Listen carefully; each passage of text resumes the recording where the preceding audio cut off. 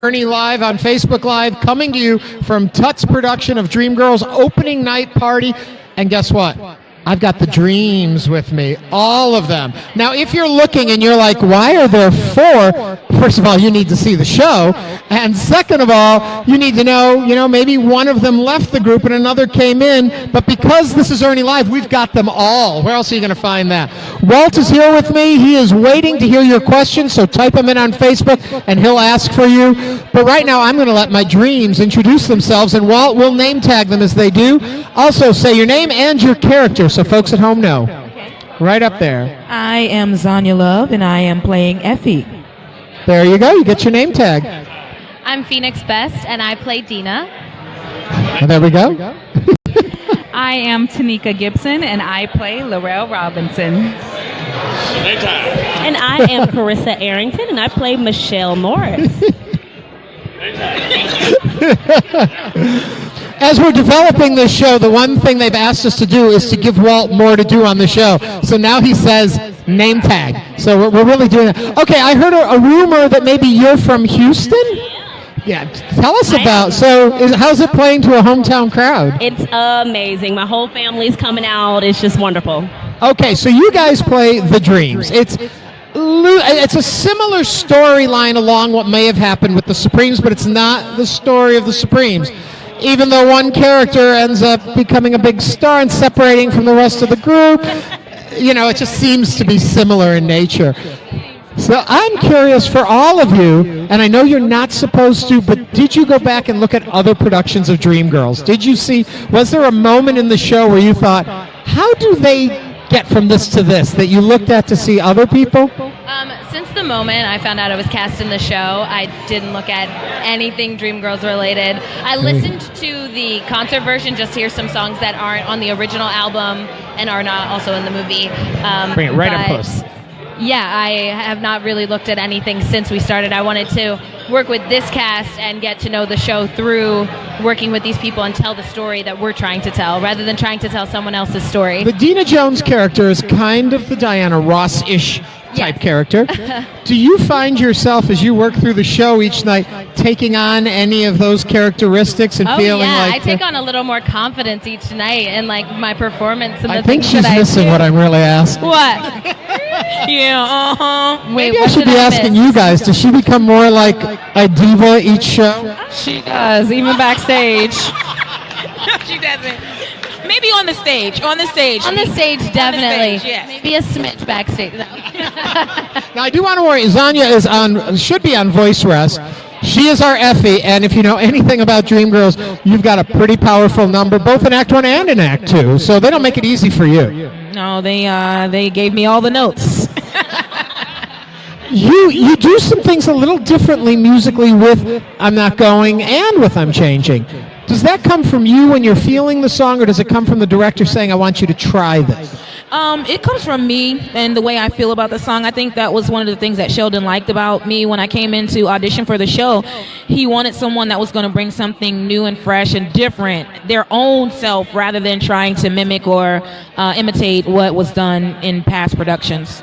And I would say for you, it's the hardest, because I'm telling you, I'm Not Going. So many people have recorded. You have to have a whole bunch of those in your head. Yeah, and I actually, like Phoenix said, I listened to the concert version because I don't read sheet music. The way I learn is by listening. So I've been listening to the cast album, the cast recording, the concert version. You know what I'm trying to say. And so I have a lot of Lilius White in my head, which is great. But fortunately, we have our MD is wonderful with allowing us to be free and workshop different things and different ways of singing the song. So I've been lucky enough to put my stamp on it. Tanika, how about for you? And I think the problem, or the difficulty with your character, is there's not a lot of your moments, but when they give them to you, you knock them out of the park. You have to take them. Yeah. You have to take them. Every time I open my mouth, I'm like, okay, here's my 3 seconds. Yeah. But they're great. They're some of the best musical, I don't know if riffs, I don't read music either, but those moments musically in the show, I think Laurel has some of the coolest ones where they're just a little off kilter from the rest and they stand out. They really are. And especially Ain't No Party. in between like a recitative type section, and you're like, is this a song or is this a rant or is she just going off? And it's so but amazing. Now, I think, Chris, your problem with your characters, you just kind of walk in and are there all of a sudden, and you've got to build a character for the audience with very little time to do it. And then this one's going to steal all the thunder in that scene to start with. But you come out very strong and give me immediately who the character is, and I think you do it better than any production I've ever seen of the show. Thank you so much. Thank you. What's your take on her? Who is she and how is she seeing what's going on? Yeah, she is the one who has been brought in to replace Effie, who doesn't know she's not in the show anymore. Oh, and we just lost our light back there. Doesn't matter. We have the light of these women here.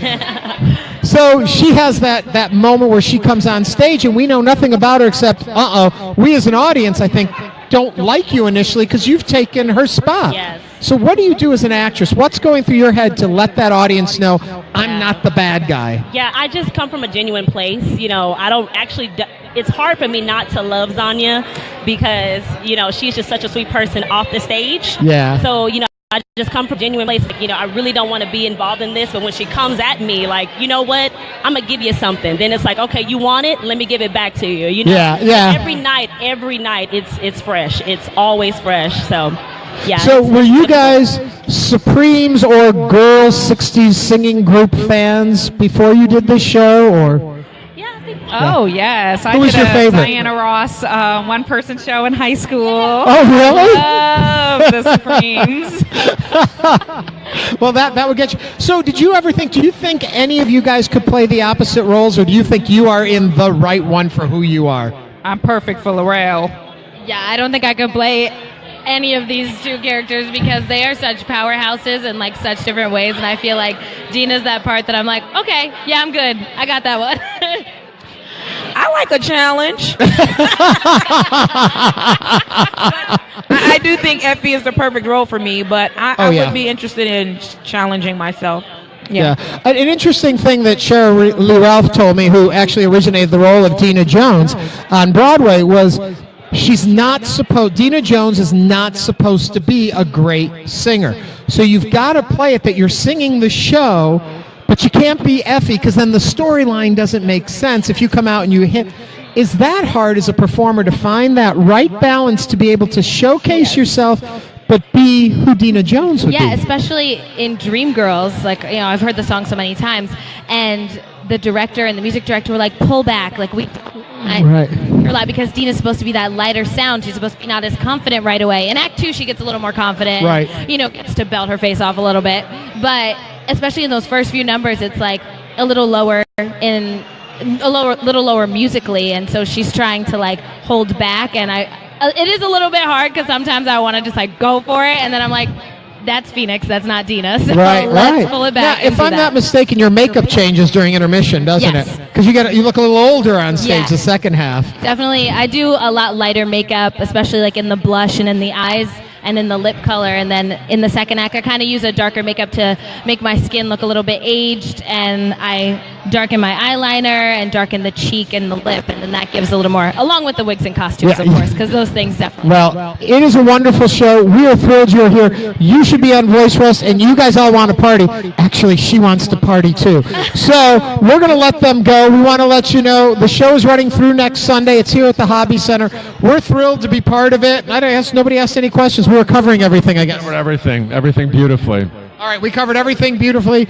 We will see you all back the next time we do one of these, but if you want to catch these four girls making your dreams come true, come to Dreamgirls. Thank you guys so much. A pleasure. Thank you so much. so much. All right, go party. Get out of here. Go party.